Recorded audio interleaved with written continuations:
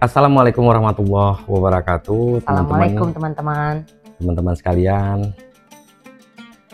dimanapun berada, semoga selalu dikaruniai kesehatan, rezeki yang berlimpah dari Allah Subhanahu Wa Taala. Amin. Sengaja kami membuat vlog ini atau video ini karena dari video-video yang kami tayangkan sebelumnya tentang perjalanan umroh kami dengan perjalanan umroh tanpa rombongan, berangkat berdua saja yang lebih dikenal dengan umroh mandiri, banyak muncul pertanyaan-pertanyaan sehingga menurut kami perlu kami memberikan penjelasan kepada teman-teman sekalian yang tujuannya agar perjalanan umroh mandiri yang memiliki rencana katakanlah ataupun yang akan berangkat dengan umroh mandiri itu bisa terbantu dan lebih jelas lagi dari tayangan video kami sebelumnya.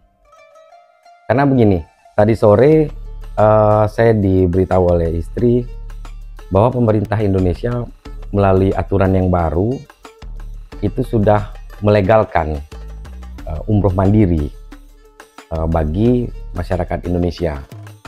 Jadi kami pikir ini adalah momen yang pas kami menyampaikan berkenaan dengan segala sesuatu terkait dengan umroh mandiri. Nah, yang pasti pemerintah Indonesia baru melegalkan. Jadi selama ini ilegal. Sebetulnya pemahamannya tidak begitu juga. Pemahamannya adalah apakah orang berangkat ke Arab Saudi, ke Mekah, Madinah, itu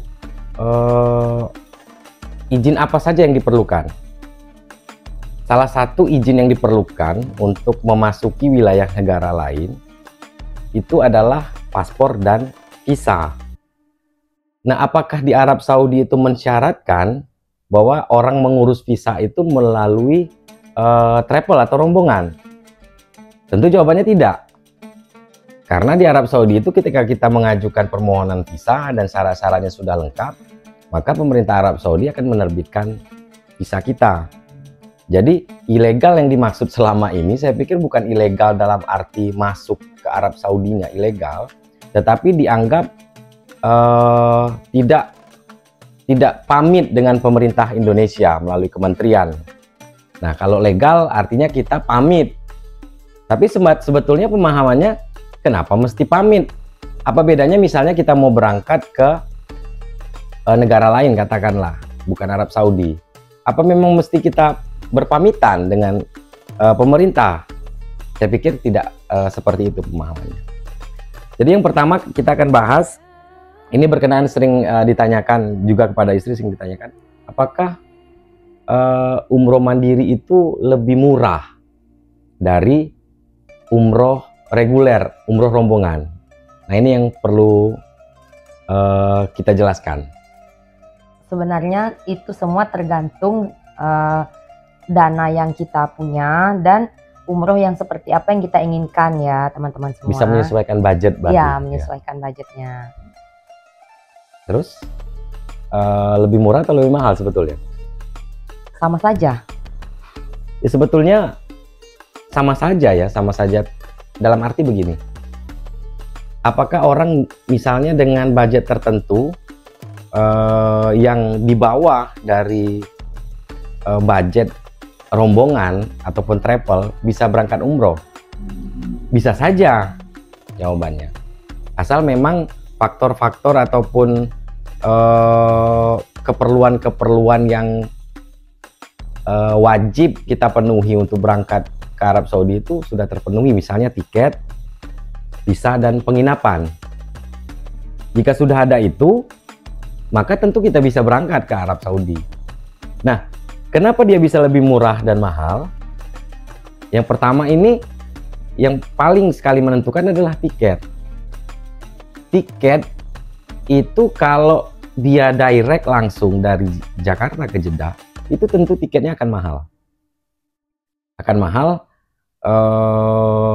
tentu bisa dicek ya di Traveloka atau di yang lain-lain ya. Nah itu pasti lebih mahal. Nah karena di penerbangan ini ada tiket-tiket promo, makanya juga disediakan itu tiket yang murah. Bahasanya tiket promo ya, promo penerbangan, tiket murah tapi banyak transit. Tidaknya ada 1 atau 2 kali transit. Kita berganti pesawat dan turun pesawat.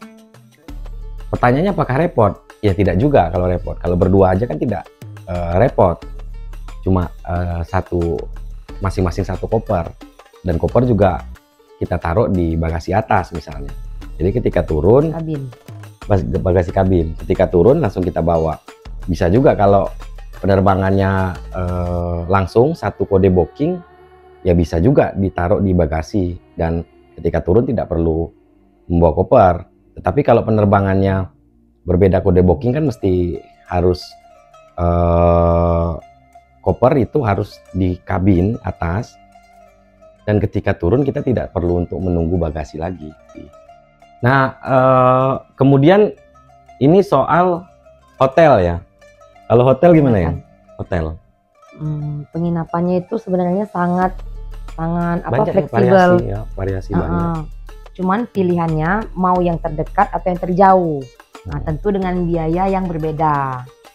Terjauh dari Masjidil Haram ya teman-teman semua, karena itu mempengaruhi jam masuk sholat. Misalkan kalau jauh kan kita butuh kendaraan, naik taksi, naik bis ke Masjidil Haramnya. Tapi kalau dekat kita tinggal jalan kaki. Nah itu biayanya berbeda-beda. Berbeda dan jauh berbeda ya.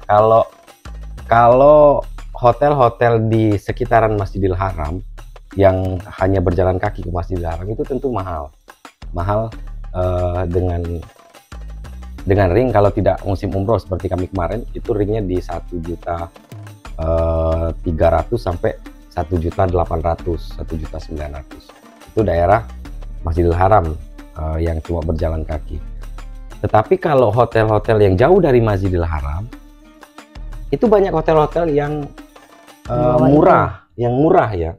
Ada yang saya cek di Traveloka itu ada yang hanya 250.000, 350.000 semalam. Tetapi memang jaraknya ini cukup jauh. Jadi kalau mau ke Masjidil Haram ya harus naik kendaraan lagi. Dan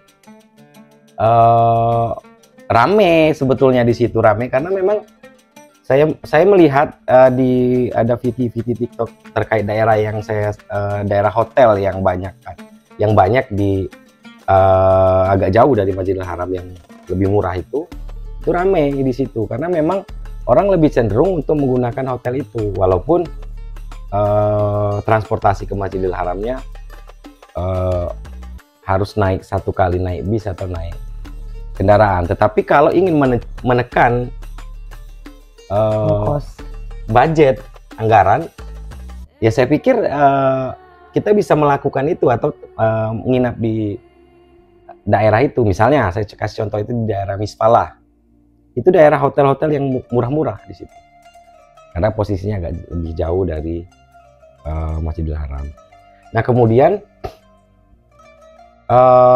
tadi tiket, kemudian penginapan, hotel ya. Kemudian makan. Makan ini kan tentu berbeda dengan ketika kita rombongan atau menggunakan jasa travel wisata. Mereka sudah disediakan langsung dengan hotel. Iya. Tetapi kalau mandiri, itu triknya seperti apa ya? Kalau mandiri kan kita cari sendiri ya teman-teman. Jadi karena kita orang Indonesia dan kami juga makanannya nggak mau coba-coba yang selain di lidah kita orang Indonesia. Jadi kami beli di depan hotel tempat kami menginap. Kebetulan ada orang-orang Indonesia yang menjual makanan-makanan Indonesia. Jadi kami cukup keluar hotel, cukup beli makanan di depan hotel itu saja. Yang sudah dibungkus ya? Sudah dikemas. Sudah dikemas. 1 porsi. Ya, porsinya juga porsi orang Indonesia pas untuk kita. Terus harganya juga terjangkau. Terjangkau. Kalau kemarin itu 10 real ya. 10 real itu 10 berapa? real itu 40.000. Jadi kalau kita berdua, kita langsung beli dua, jadi 20 real atau 80 ribuan. Ya, kalau yang rombongan kan mereka tinggal makan di hotel atau penginapan tempat mereka booking dari awal. Jadi nggak perlu cari lagi, itu perbedaannya. Ya. Dan kalau kita menginginkan misalnya makan di tempat yang bagus, ya di sekitaran Masjidil Ya, Haram itu ya cukup banyak juga restoran. Dan sudah pasti harga di situ ya harga Arab Saudi. Makanan-makanannya pasti lebih mahal dari makanan-makanan yang dijual di depan hotel, pasti lebih mahal. Tetapi kan inilah enaknya kalau umroh mandiri, ya kita bisa tergantung selera. Bisa saja misalnya hari ini pengen makan apa gitu kan? Ya di luar misalnya di restoran ya boleh aja, tinggal datang dan pesan. Kalau misalnya tidak mau keluar, hanya mau makan yang biasa, itu tadi tinggal cari di sekitaran hotel, itu pasti banyak yang jual makanan-makanan, khususnya makanan-makanan Indonesia. Nah kemudian ini terkait dengan transportasi di situ ya, ini yang menentukan juga, karena ada juga misalnya jemaah umroh baik mandiri ataupun yang pakai travel ya, ini transportasi dari Jeddah ke Mekah ini menggunakan bis misalnya atau menggunakan taksi, itu tentu lebih murah ketika kita menggunakan kereta cepat, walaupun perbedaannya di waktu ya, lebih cepat sampai, tapi selisihnya itu cukup besar. Jadi kalau kita mau hemat ya kita naik bus dari Jeddah ke Mekah dari bandara ya dari bandara, atau menggunakan taksi, itu lebih murah. Begitu juga dengan dari Mekah ke Madinah, itu ada bus juga di situ, boleh juga naik bis dan boleh juga menggunakan taksi juga boleh. Tetapi kalau kita punya budget lebih banyak, ya kita naik kereta cepat dari Mekah ke Jeddah karena waktunya cukup banyak dipangkas, cuma 2 jam. Cuma 2 jam kalau naik kereta. Kalau naik kendaraan bis misalnya itu bisa 4 sampai 5 jam ya di perjalanan. Dari Mekah ke Madinah ya. Dari Mekah ke Madinah. Nah kemudian ada juga yang bertanya, kami kemarin waktu umroh itu Madinah dulu atau Mekah? Nah ini sebetulnya memang pilihan yang dihadapkan pada kita ketika mau berangkat umroh, itu ke Mekah dulu atau Madinah dulu. Tapi pengalaman kami berangkat umroh, walaupun baru pertama kali waktu itu kami memilih Mekah dulu karena memang dari hati waktu itu pengen menyelesaikan ibadah umrohnya dulu. Baru setelah itu kegiatan-kegiatan lain seperti ziarah ataupun ke city tour ya, wisata. Nah kalau ditanyakan misalnya, lebih baik Madinah dulu atau Mekah dulu? Nah, gimana menurutnya? Kalau ditanyakan lebih baik Madinah dulu atau Mekah dulu? Kalau menurut saya lebih baik Mekah dulu. Karena kita langsung melaksanakan ibadah umroh untuk pertama kalinya untuk diri kita sendiri kan. Nah, setelah itu baru untuk umroh yang selanjutnya untuk badal umroh itu bisa kita laksanakan besoknya atau lusanya, pokoknya tergantung kondisi fisik badan kita ya teman-teman semua. Kemudian satu lagi ini berkenaan dengan migot ya teman-teman. Jadi pada saat kami belum berangkat, baru berencana berangkat, ini kan pasti akan memikirkan, kita migot, bagaimana ini migotnya. Nah awalnya kita dapat informasi bahwa untuk jamaah Indonesia apalagi yang pertama kali ke Mekah itu migotnya di pesawat. Cuman kami berpikir kalau di pesawat ini agak sedikit repot ya, harus misalnya berganti kain ihram di pesawat atau pakai ihram dari Jakarta misalnya. Ini kan cukup repot. Dan banyak juga kami lihat VT-VT di situ bahwa migotnya di pesawat. untuk jamaah-jamaah misalnya yang menggunakan travel wisata atau rombongan. Nah, kemudian kami dapat informasi searching di Google bahwa ada alternatif migot untuk jamaah Indonesia khususnya. Jadi Indonesia ini kan punya lembaga yang memang ditugasi untuk mengatur terkait dengan ibadah masyarakat, MUI. Jadi Majelis Ulama Indonesia itu pernah mengeluarkan setidaknya ada 3 kali fatwa terkait dengan migot. Pada intinya, migot itu bisa dilakukan di Bandara Jeddah. Jadi kami pada saat itu memilih untuk migot di Bandara Jeddah. Jadi bagaimana waktu itu kita migotnya? Ya.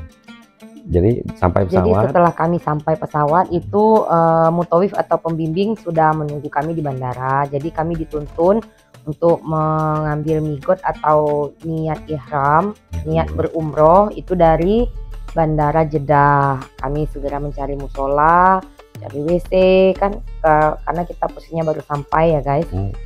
Jadi ganti pakaian ya, berganti pakaian ihram, cari musola dulu. Kemudian untuk sholat ya, untuk sholat sunnah ihram di musola itu. Baru setelah itu kami dibimbing oleh mutawif untuk mengambil niat ihram dan umroh.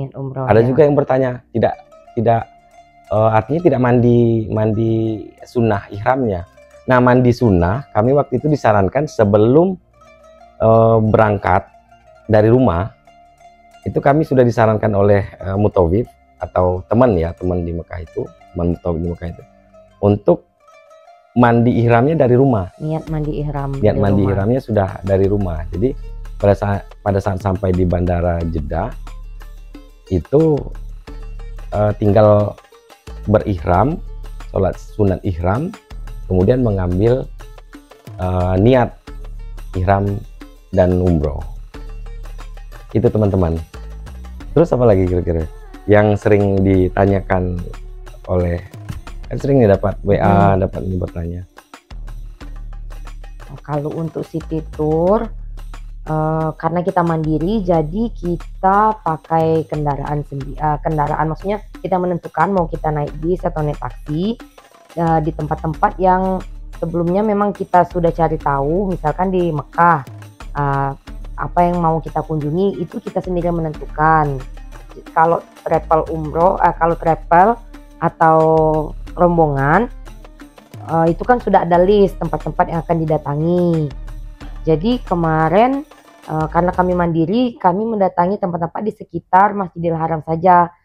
Terus beberapa tempat yang dikunjungi saat orang melaksanakan ibadah haji. Nah, tempat itu yang kami kunjungi. Jadi kami menyewa, katakanlah waktu itu negosiasi dengan supir untuk nyewa untuk berkeliling kota Mekah dengan biaya pada saat itu 150 real.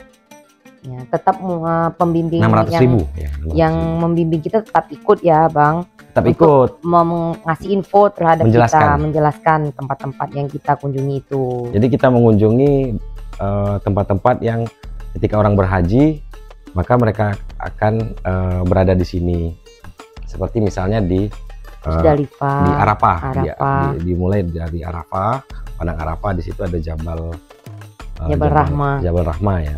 Kemudian Musdalifah, kemudian Mina, kemudian daerah lempar jumroh.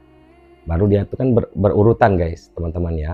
Berurutan dari Arafah tadi, Musdalifah, Mina, kemudian Jabal Rahmah, tempat melempar jumrah. Baru setelah itu Masjidil Haram. Nah, jadi kami hanya berkeliling tetapi tidak singgah karena kebetulan pada saat itu sedang badai pasir dan sedang pergantian musim, jadi gerimis hujan waktu itu, jadi hanya melintasi saja, tidak turun ke tempat-tempat wisatanya, tempat-tempat ziarahnya seperti Jabal Rahmat tadi, Jabal Sur, Jabal Nur. Kita tidak singgah ke situ. Dan karena kita dapat PT dari teman-teman juga untuk menyarankan ke Jabal Kandama. Kandama. Nah itu yang lagi viral, bukit yang persis di belakang Masjidil Haram atau di belakang Tower Jam. Ya, itu tidak ada sejarah religinya, tidak ada ya teman-teman semua. Tapi spot yang viral. Iya, spot yang viral saja. Kami sempat ngambil video di sana.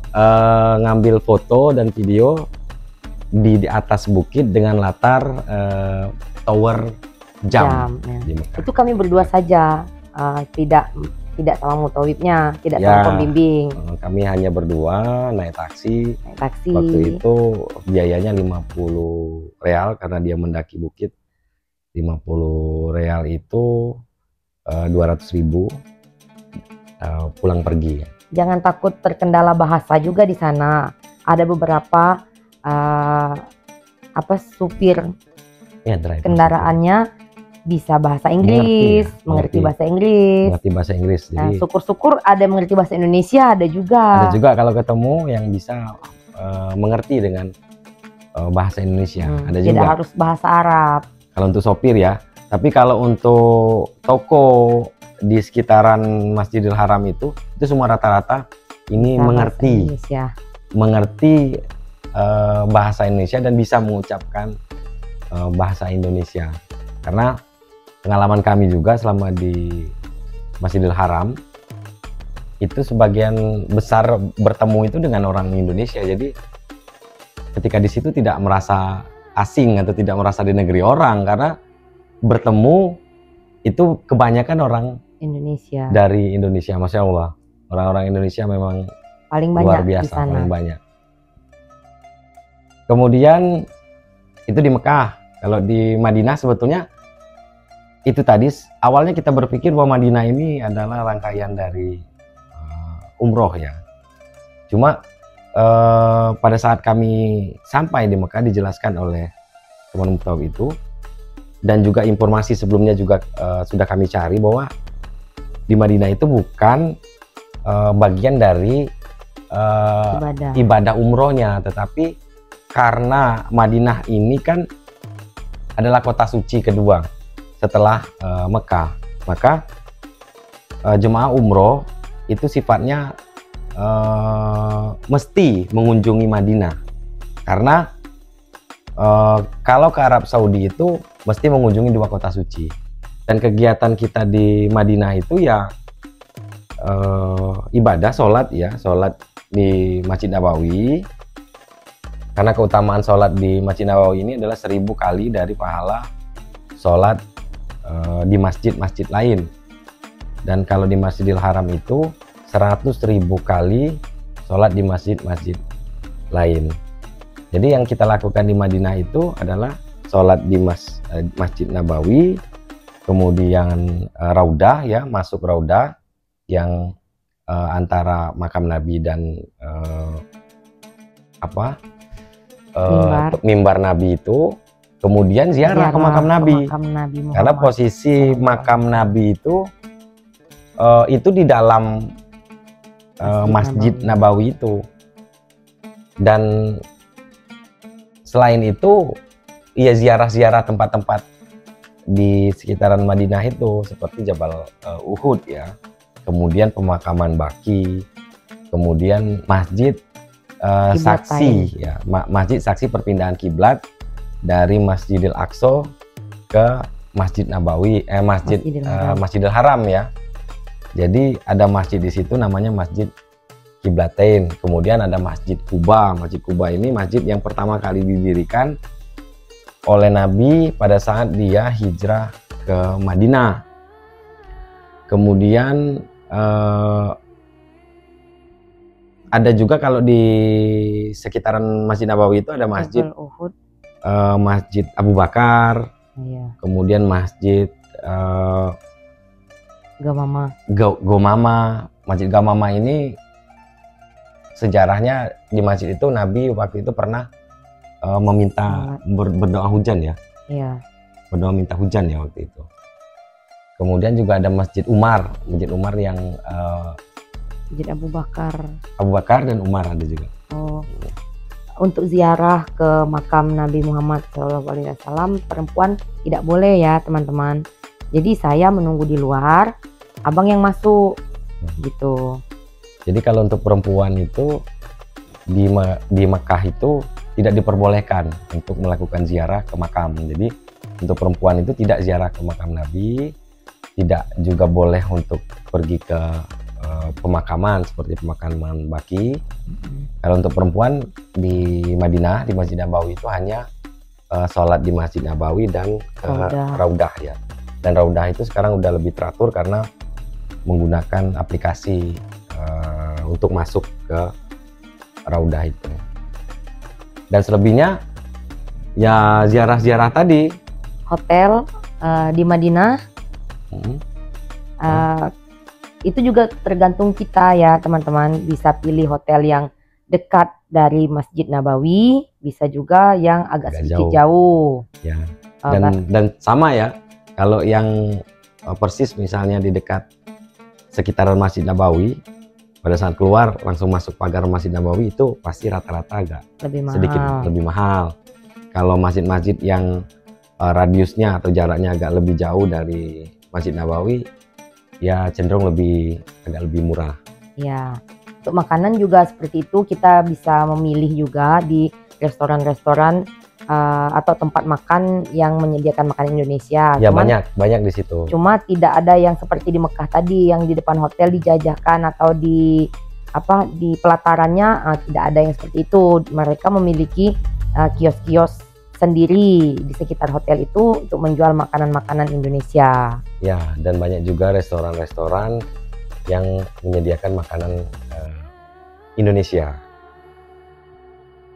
Jadi mungkin itu teman-teman yang bisa kami sampaikan pada kesempatan ini.